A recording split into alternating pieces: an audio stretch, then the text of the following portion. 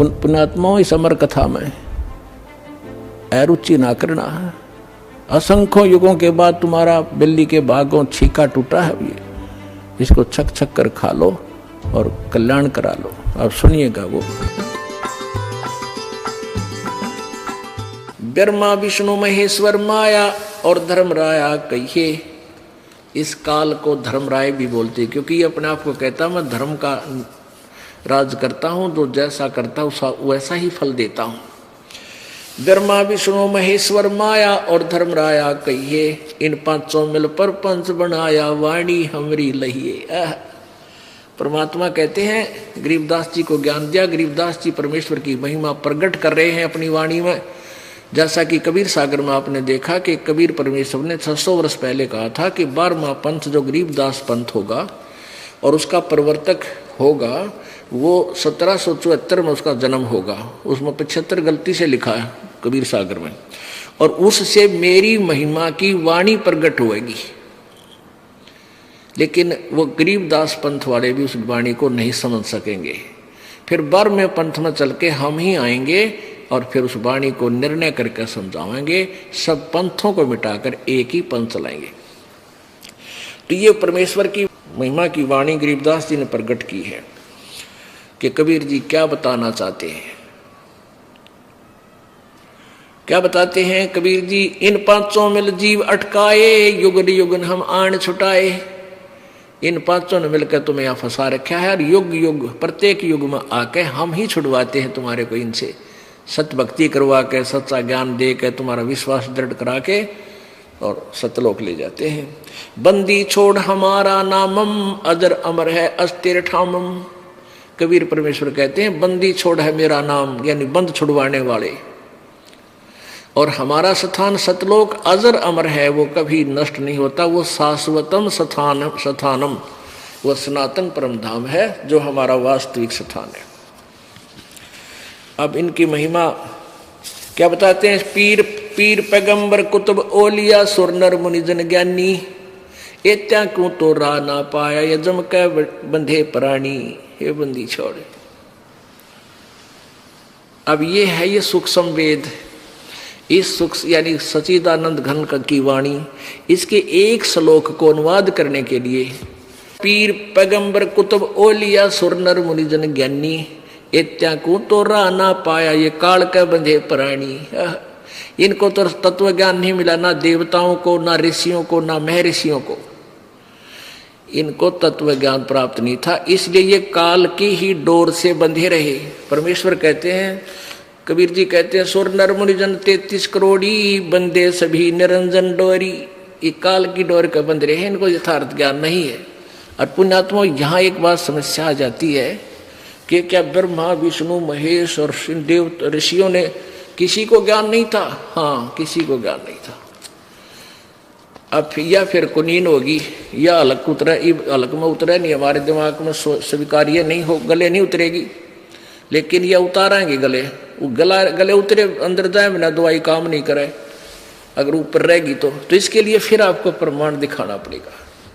पुण्यात्माओं, प्रत्येक सत्संग में, ये सत्संग कहो या लेक्चर कहो या क्लास कहो, ये पीरियड कहो, ये प्रत्येक पीरियड में यहाँ एक सामूहिक सत्संग सतल है।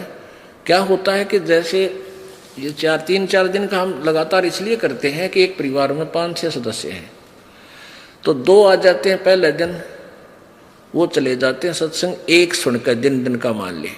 फिर शाम में दूसरे आ जाते हैं, आसपास हैं तो यहाँ आसपास का ऐसा है, और फिर तीसरे आ जाते हैं अगले दिन। तो ऐसे वो अपना 3 दिनों में टर्न वाइज सारे लाभ उठा ले जाते हैं। तो इसलिए दास चाहता है कि रह कर ये रेग मार बार बार मारा जाता कि सब का मैल उतर जा। और जो पुण्यात्मा बार बार सुनते हैं प्रभु की महिमा, चाहे 1,00,000 बार सुन ले तो बार भी आनंद आना चाहिए। यदि आपको आनंद नहीं आ रहा कि तो कल सुनी थी आज भी फिर सुना रहे हैं गुरु जी, तो आप अस्वस्थ हैं, आप अभी भक्ति योग नहीं हुए हो। जैसे व्यक्ति को बुखार हो जाता, मलेरिया, उसको रोटी भी कड़वी लगती है, मनुखा दाख भी कड़वी लगती है, और उसका इलाज क्या है? कड़वी लग गए हैं तो कुनीन कड़वी खानी पड़ेगी। फिर वो स्वस्थ होगा, और स्वस्थ होने के बाद फिर वो सूखी रोटी भी उसको मीठी लगेगी। ऐसे ही जो व्यक्ति पहली बार सत्संग सुनता है उसको ये ज्ञान अटपटा सा लगता, पर सुनता रहे, फांकी मार इसकी, ना चाहते हुए, जैसे गोली ना चाहते हुए भी गटक जाया करें, ना चाहते हुए सुनते रहना इस ज्ञान को।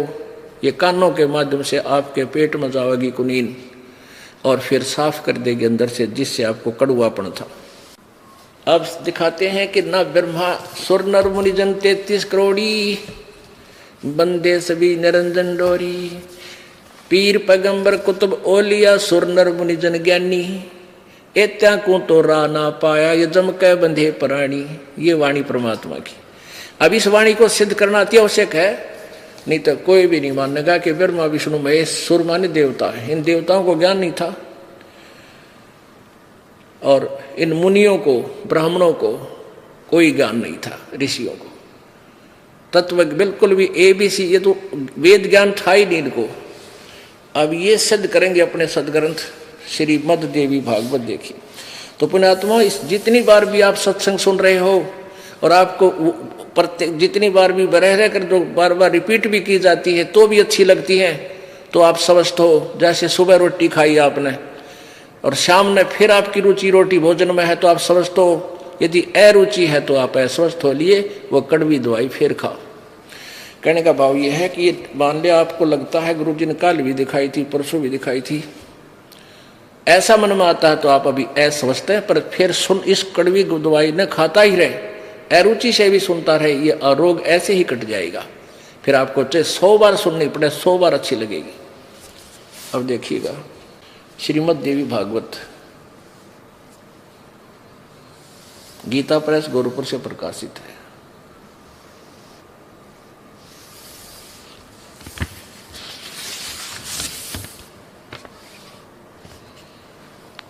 और इसके संपादक कौन है? हनुमान प्रसाद पोदार चिमन लाल गोस्वामी। ये कहाँ से छपी है? प्रकाशक मुद्रक गीता प्रेस गोरखपुर, गोविंद भवन कार्यालय कलकत्ता का संस्थान। इसके 28 पृष्ठ पर आपको दिखाते हैं। पहला सकंद, पृष्ठ नंबर 28, 28 पे, और संक्षिप्त देवी भागवत।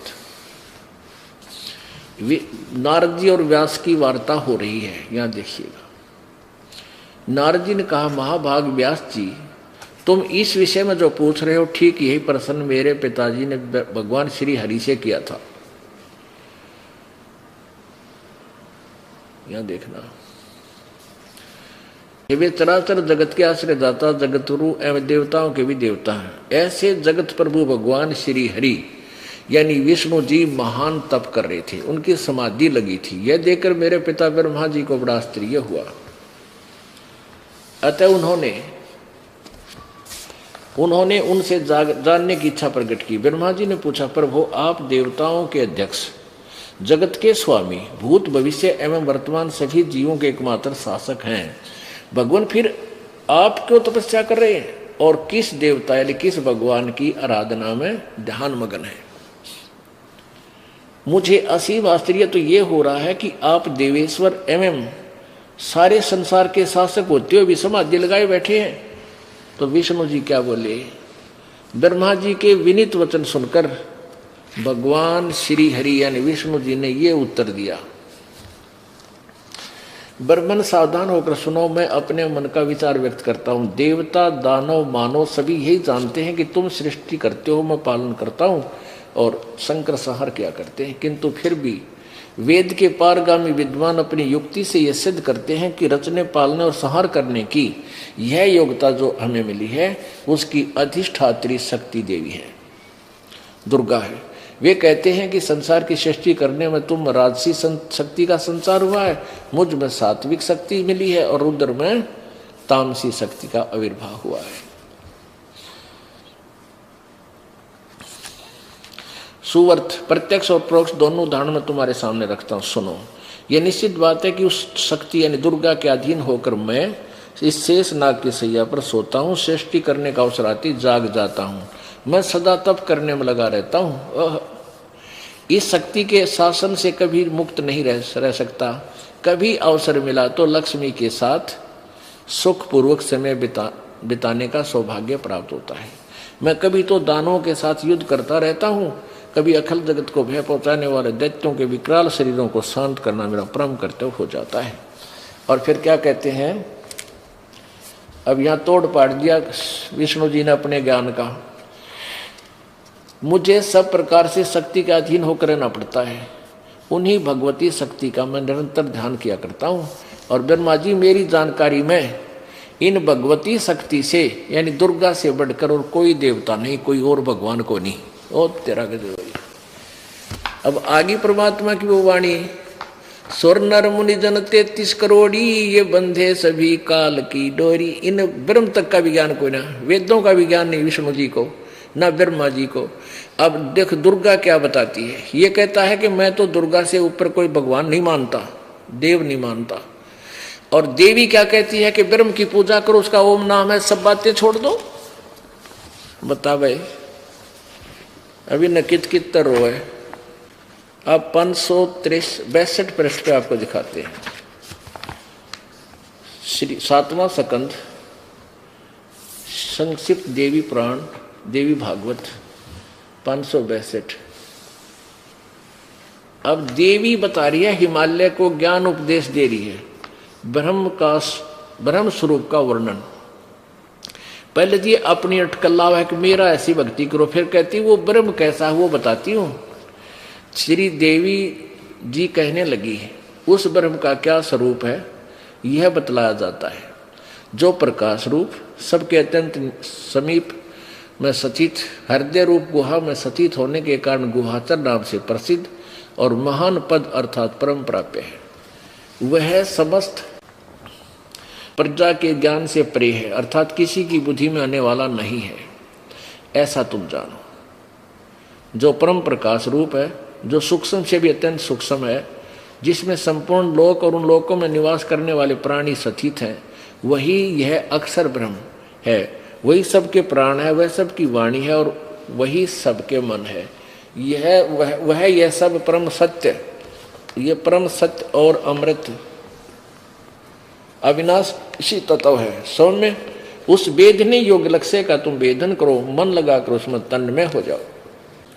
सौम्य उपनिषद में कथित महान अस्त्र धनुष लेकर उस पर उस उपासना द्वारा तीक्ष्ण किया हुआ बाण संधान करो और फिर भावनाभूत चित्त के द्वारा उस बाण को खींचकर उस अक्षर ब्रह्म को ही लक्ष्य बनाकर वेदन करो। या मई मत बताओ है और भगवान अविनाशी परमात्मा की मंत्र बता रही है। ओम परवण माने ओम धनुष है, जीवात्मा बाण है और ब्रह्म को उसका लक्ष्य कहा जाता है। उस एकमात्र ब्रह्म को ही जाने, दूसरी सब बातें छोड़ दे। यानी ना मेरी पूजा करना ना किसी और की, केवल ब्रह्म उपासना करें।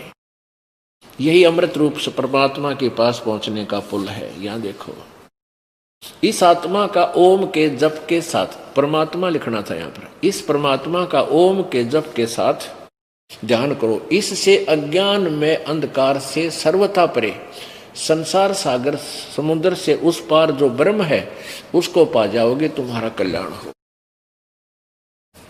और यहां वो क्या कह रही है, वह यह शब्द का परमात्मा आत्मा ब्रह्म लोक रूप दिव्य आकाश में रहता है, वहां सचित है अपना आत्मा। अब इन सतयुग के ब्राह्मणों का मुनियों का ज्ञान और देख लेते हैं 414 पृष्ठ।